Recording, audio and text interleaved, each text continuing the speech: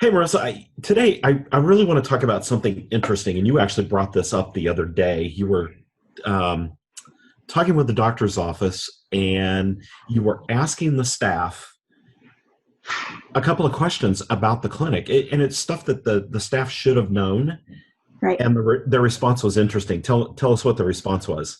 So when I called, I was really just trying to figure out what kind of techniques this office used. And so I was kind of just quizzing the staff on tell me what kind of techniques that the doctor uses. Do you have any therapies?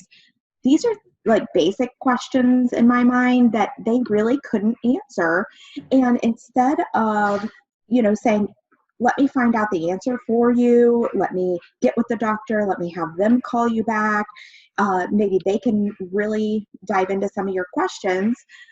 So instead of building that relationship with me, they passed the phone off to someone else who said that they were the nurse in the office, and yet they still couldn't answer the questions. And so it just got my mind going and thinking about how many relationships are you losing over the phone?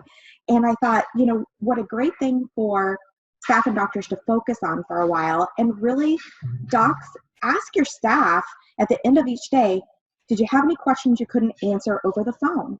These are things that every CA should be able to answer and communicate well with a patient, because that's really your first opportunity to build that relationship.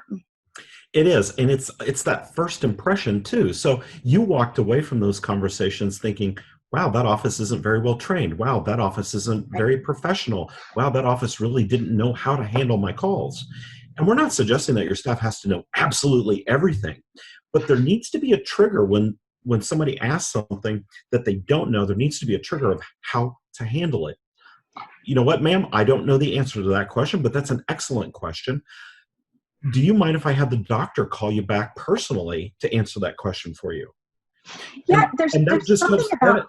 yeah, it helps connect that relationship. Yeah. And even before they come into the office, it's something that you can start that relationship building and making sure that they get their questions answered, and make sure that they are being taken care of from the get-go so that they become lifelong patients. Yeah, and so that winds up being very empathetic. It's a very empathetic approach. It shows that you care. It's very personalized for the patient because the patient's going to then walk away thinking, wow, this office really cares about my needs. They really care about answering my questions the way I need them answered. And Absolutely. it, that's how, or one of the ways that you really start to build those trustful relationships. So I'm going to ask you a question, docs. How many new patient opportunities are you missing because your staff's not completely trained or not completely versed in a lot of these really kind of basic thought processes and basic questions that they kind of should have an answer to? They should know what techniques you do. They should know whether or not you treat pediatric cases. They should know what types of cases you maybe don't like to see. I know in my practice, I wasn't big on knees, and I made sure my staff knew it. Otherwise, I'd still get them sometimes, but otherwise I'd get a flood of knee cases, and then I'd wind up just referring them on. So knowing those kind of things, where did the doctor go to school? What are the primary techniques? What are the conditions they treat? How long have they been in practice? All those kind of things really can be very important to help build those relationships with patients on the phone. So make sure you spend every day for the next couple of weeks asking your staff, what questions did you get that you couldn't answer? That's right. And these are great things to go over in morning huddles. I love the idea at the end of the day, what questions did you hear from patients that you couldn't answer?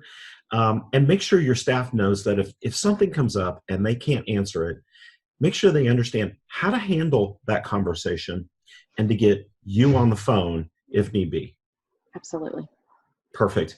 All right. That's our video tip for the week. Thanks for joining us. I'm Mike Perush, Marissa Matea with CATS Consultants. Thanks, everybody.